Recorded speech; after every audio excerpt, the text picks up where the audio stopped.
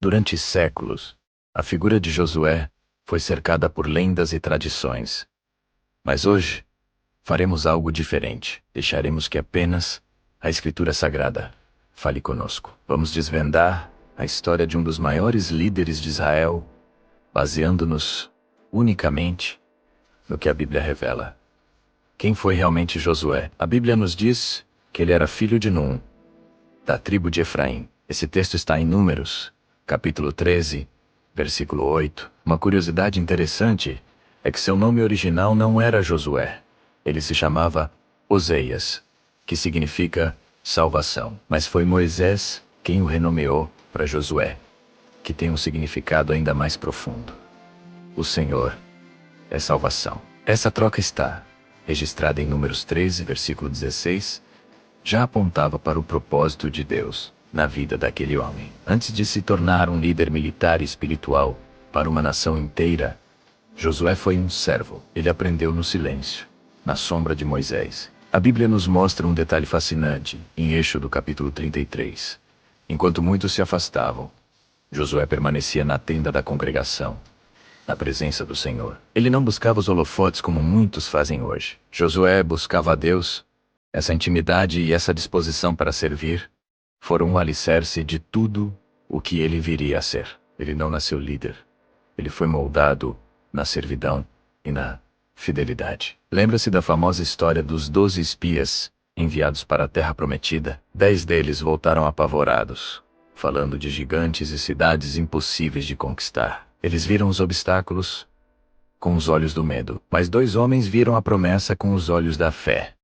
E um desses homens era Josué. Com Calebe, ele se levantou contra a multidão incrédula e declarou: se o Senhor se agradar de nós, então nos porá nesta terra e nos dará. Essa coragem não vinha de sua própria força, mas de sua confiança inabalável no poder de Deus.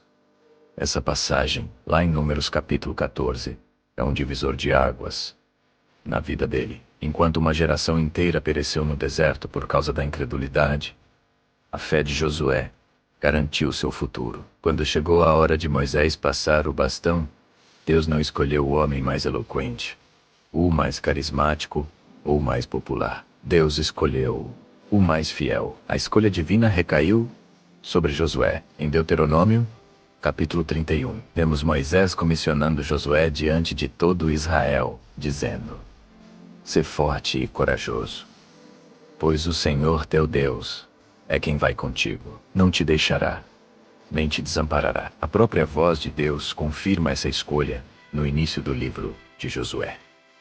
Uma das promessas mais poderosas de toda a Escritura. Não te mandei eu? Sê forte e corajoso. Não temas, nem te espantes, porque o Senhor, teu Deus, é contigo por onde quer que andares. A liderança de Josué não foi um acidente. Foi uma nomeação divina, baseada em um histórico de fidelidade comprovada. E então, chegamos a um dos eventos mais espetaculares da Bíblia: a queda de Jericó. Pense bem, a primeira grande cidade a ser conquistada não caiu pela força da espada, pela estratégia militar ou pelo poder humano. Ela caiu pela obediência. A ordem de Deus era, para a lógica humana, absurda: marchar em silêncio ao redor da cidade por 6 dias, e no 7º dia, gritar. Josué não questionou, ele obedeceu. O povo obedeceu, e as muralhas ruíram. O capítulo 6 do livro de Josué não é apenas uma história de guerra. É uma lição poderosa sobre como a obediência radical à palavra de Deus libera o seu poder sobrenatural. A vitória não estava nas mãos do exército, mas na boca de Deus e nos pés obedientes de seu povo, liderado por um homem que aprendeu a confiar. Agora, vamos abordar uma questão que gera muita curiosidade e especulação. Quem foi a esposa de Josué? Qual era o nome dela? Muitas tradições e escritos não bíblicos tentam dar nomes e histórias a essa mulher. No entanto, se formos honestos com o texto sagrado, a resposta é simples. A Bíblia não diz. Nenhum livro, nenhum capítulo, nenhum versículo inspirado por Deus registra o nome da esposa de Josué. O silêncio da Escritura sobre esse detalhe.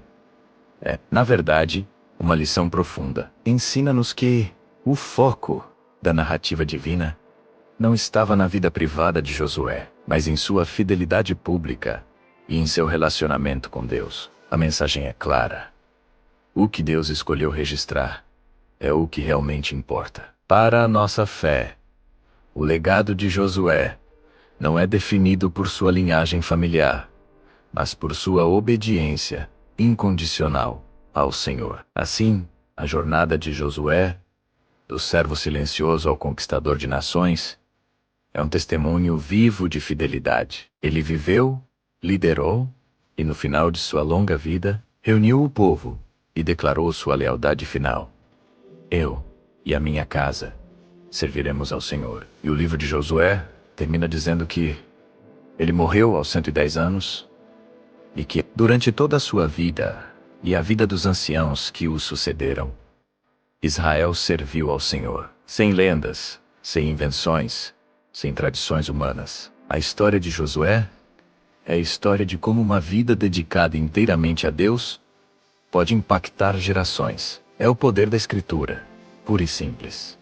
Obrigado por assistir. Se este estudo da palavra abençoou você, se inscreva no canal e compartilhe com alguém que também precisa ouvir essa mensagem. Até o próximo vídeo.